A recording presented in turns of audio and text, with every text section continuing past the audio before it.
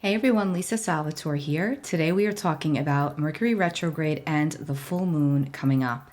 So today is January 11th that I'm recording this video, and at the end of this week on January 14th, Mercury will station retrograde for its first retrograde of 4 of this year of 2022. Now, Mercury will station retrograde in the sign of Aquarius, and it will actually station direct in the sign of Capricorn. So we get to experience the air element with this Mercury retrograde, and then we will move into the earth element with Mercury retrograde. So I will just quickly go over some key dates and what we need to be mindful of with this energy. Now, as I always say, Mercury retrograde in and of itself is not that big of a deal. It is in some ways, and each one is obviously going to be different dependent upon the planetary alignment surrounding each one. So for this first one of the year, it is going to feel a little wonky. Remember, Mercury rules over the areas of communication of all kinds. It rules over technology. It rules over travel. And Mercury will be in the air sign. Well, it is in the air sign of Aquarius and will station retrograde in the sign of Aquarius. And so Mercury does very well in the sign of Aquarius. Mercury is the planet of our own intellect. It's how we process information. It's how we think. It's how we speak. It's how we communicate, written, verbally, all of that jazz. And so with Mercury in Aquarius, Mercury likes to be in the sign of Aquarius. Aquarius is an air sign, a sign of the intellect. And so Mercury can think really fast and strong in the sign of Aquarius. But with Mercury stationing retrograde, and we're already in that shadow period of the retrograde, so we've already been feeling this, with Mercury here retrograde in a close conjunction with Saturn. So Saturn is supporting this Mercury retrograde. However, this Mercury retrograde also begins in a square to Uranus. So we are still dealing with Saturn and Uranus squaring off. They're not as tight in 2022. They will still be dancing around each other, and their energy is still permeating in the backdrop. So what this means is expect the unexpected. We're dealing with Uranus. Uranus is that wild card. So when we've got a Mercury retrograde about to occur in a close alignment with Saturn, yes, in some ways, Saturn can prop up Mercury and support Mercury, but then we've got that square to Uranus. And so again, when we're dealing with Uranus, and let's not forget, Uranus is about to station direct on the 18th, which is also at the heels of a full moon, okay? This is all happening within a 1 week time span. So we're already feeling this energy. It's ramping up. Again, probably don't want to do anything crazy if you don't have to. Watch your communications because things can go askew very quickly. I would say if you're dealing with any type of new project under this energy, just go very slowly and tread lightly and make sure that everyone is on the same page and that documents are appropriate if this is a situation that requires especially legal documents. Because again, Mercury retrograde always gives us the potential for delays with the areas of travel, technology, and communication.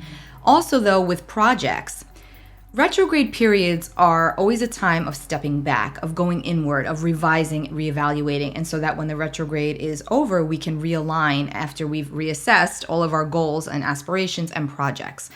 This particular retrograde, I would say, is really more of a very analytical retrograde. A lot of thinking, deep analyzing going on, deep thinking, could even feel a little sobering at times, a little depressing even. We can be dwelling on things mentally. Things could be coming back from the past into our lives, and we're really overthinking. And on one hand, that can be positive because it can actually help us to go inward and to reflect. But on the other hand, it can make us we could spin out mentally because it's just too much. It's a lot of energy. Also, nervous anxiety tends to ramp up under energy like this, especially if you're someone who has a very sensitive nervous system. If you're feeling that energy, that is what it is. If you're feeling that buzz, that's definitely this Mercury about to station retrograde in a close alignment with Saturn and squaring Uranus, okay? Uranus and Mercury together like this, that definitely can feel like a buzz, a jolt of energy for better or worse. And so, it can be produced as anxiety as well. So just be mindful of that. And also, speaking of being mindful, probably a good time to enlist in your meditative practices. If you don't have one, you may want to start. And also just leaving a little extra wiggle room if you are traveling, when and if you are traveling, because delays are common under Mercury retrograde, as we know. And I always say, back up your files, because technology, and Aquarius is the sign that rules over technology and the internet. So, a little extra caution here with this particular retrograde. Now, Mercury entered its shadow zone on December the 29th, the pre-retrograde shadow zone. You probably hear people say, oh, we're not out of the woods yet, Mercury is still in shadow, or Mercury just entered shadow. And so what that basically means is this. On December 29th, Mercury was at 24 degrees of Capricorn, and Mercury will station direct at 24 degrees of Capricorn. So the pre-shadow period is when Mercury's at the degree where he will be when he stations direct. That's what the shadow basically means. So Mercury entered shadow on December 29th, and now Mercury will officially station retrograde this Friday on January 14th. And I just actually want to show you the chart because it's more powerful for me to show you what's going on here. So we see here we've got Mercury at, don't mind all this other noise, I didn't take these asteroids out. Mercury here at 10 degrees of Aquarius, okay? This is 6:41 a.m. Eastern Standard Time on January 14th when Mercury will station retrograde.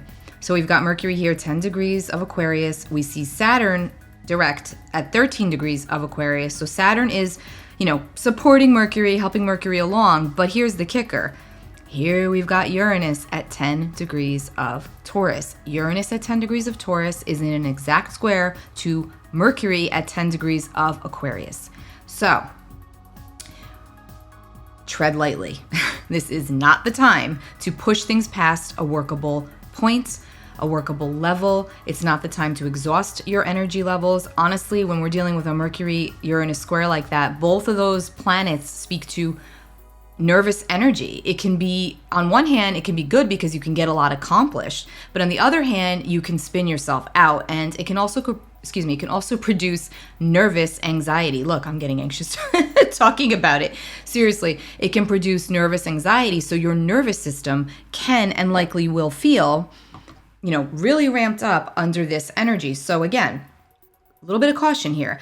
I always tell my clients, I tell myself this too, when we're in the middle of something, where we're dealing with something and we're getting roadblocks and obstacles at every juncture, and things are just not flowing and it's just not going easy, it can feel extremely frustrating, especially when it's something that we're working on and really want to have go through. But when we get those obstacles and when we keep coming up against roadblocks, that is the divine, or whomever you believe in or pray to, that is the way of being shown to you, stop, slow down. You shouldn't push forward right now, or you may not like the results. So it's really the time, this is the energy to tap in and honor these roadblocks, delays, and obstacles for what they truly are, so that you can avoid this really nervous tension and energy that could be present under this time period. I just want to put that caution out there, because again, with Mercury stationing retrograde in a square to Uranus, and let's not forget, Uranus is going to station direct on January the 18th, just in a couple of days here. Uranus is getting ready to station direct, and we know when planets are getting ready to station one way or the other, they're at the height of their power. They're rocking and rolling, and Uranus rocks and rolls no matter what. So again, the weather, our internal temperature, everything just feels a lot more, ramped up, nervous, anxious. Could. May not be like that for you, and if it's not, awesome. But if it is, this is likely why. Take a minute, breathe, you'll get through it. Now, Mercury will station direct on February the 3rd in the sign of Capricorn. So that'll be, I think, a nice release, because we're going from the air sign to the earth element, and so things can solidify a little bit at that time. But remember, we're still going to be in the shadow zone, the post-retrograde shadow zone, until February 24th. And then we'll be clear of the first Mercury retrograde of the year. Now, like I always say, and I said it before, I normally don't say too much about the Mercury retrogrades, because, we know they're coming. It's all over the internet. We see it everywhere.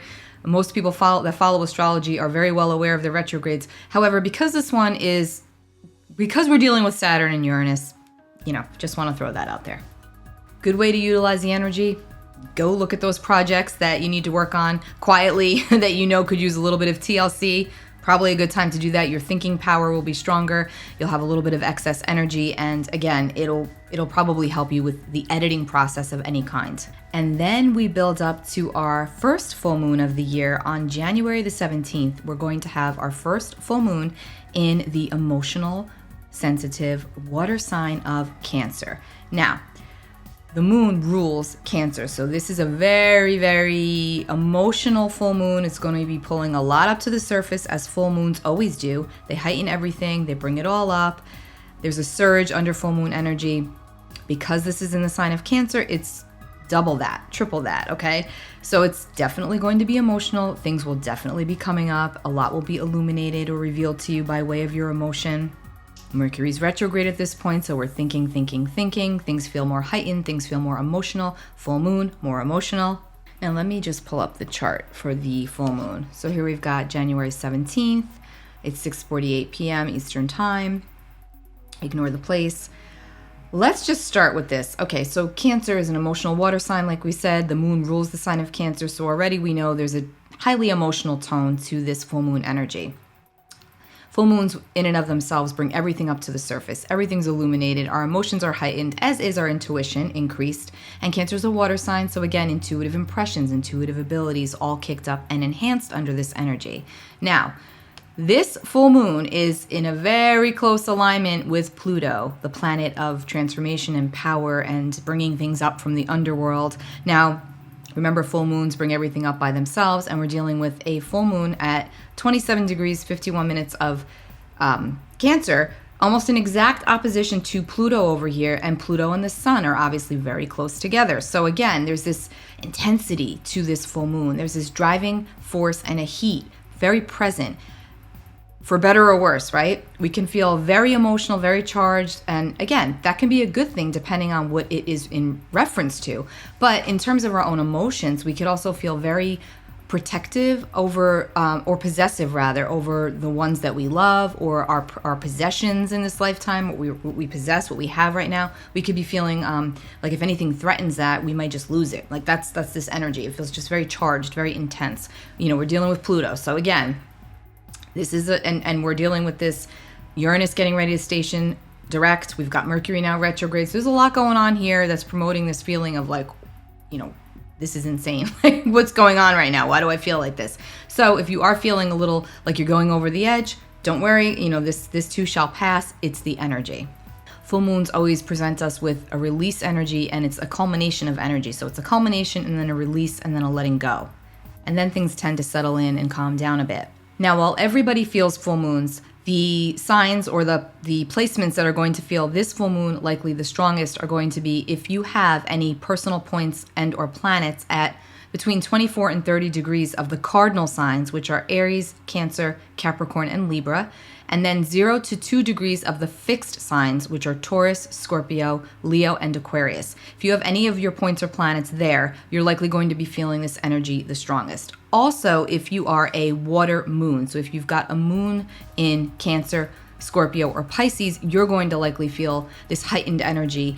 But I think for the water sign moons, it's going to be more of just like this intuitive energy. The dream space could be really popping, but the contentiousness or the charged, possessive-like energy, I definitely feel will be more for the cardinal 24 to 30 degrees, and then the fixed 0 to 2.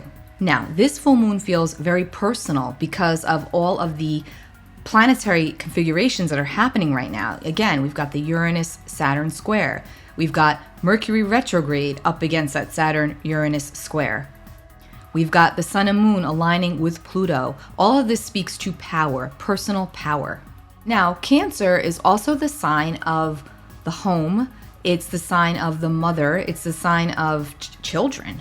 So again, you know, mother could be father, I guess. It could, you know, it doesn't have to be gender biased, but basically we're talking here about the nest. We're talking about the children. We're talking about what's ours. We're talking about what's home to us, what's home for us. And so again, if something threatens the security of that, we could lash out. And so this is just the energy. So again, we see what's going on outside, right? Now you take it inward, and if something threatens your inner world, that's where things can get messy. So just make sure that you're honoring your emotions and for what they are, and that you're thinking things through, because again, there's this ability to be very hot-headed, hot-tempered at this time, especially if something comes in from the outside that promotes even more of that energy, more of this energy.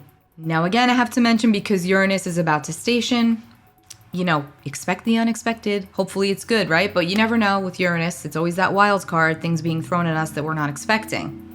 This could be on the world level, this could be personal, it could be both, it could be neither. I don't know. But again, good to just be aware of it. Now let's talk about some positive things that are going on around this full moon. We've got Venus in a nice trine to Uranus, which supports, meeting of the minds, meeting new cool electrifying people, situations that come in unexpectedly that make us feel good, or that bring us something of value, or that we bring something of value to. This can be really nice. The moon in Cancer is also supporting the North Node, and the North Node is where we go to grow. So again, we can do a lot of emotional work under this energy. Our emotions can lead us to our future, our destiny, by honoring them and tapping into them and digging into them like Pluto asks us to do, to see what they come up with for us. Again, it's a very strong release energy, so by releasing what isn't working for you in your reality, you could really move mountains here. So, overall, this full moon, it's like, it's shaky. Not gonna sugarcoat that. It definitely feels shaky. The emotions feel shaky. The tone feels shaky. Things just kind of feel shaky, and we just gotta roll with it right now and do what we can, do it as best as we can, and take care of ourselves as best as we can. Then on the 19th, so on the 18th, Uranus stations direct, and then on the 19th, the sun will move into the sign of Aquarius, so the sun will leave Capricorn and enter the sign of Aquarius. Mercury enters Capricorn. Mercury is still retrograde on January 24th. Mercury will enter Capricorn. So we can find that during this retrograde, we shift at that point from the element of air, where we're really thinking, and overthinking. And then we get to that Mercury in Capricorn, and it's almost like, okay, I think I get it now. I can actually do this. I can actually put this into practice now, make this tangible. But we're still dealing with retrograde at this point, so don't push ahead just yet. And then on January 29th, Venus will station direct. Again, if you want to know more about that Venus direct, just click the video link below. It'll talk about that whole cycle so you can see how that has manifested for you. Let's get a tarot card for this Mercury retrograde full moon energy.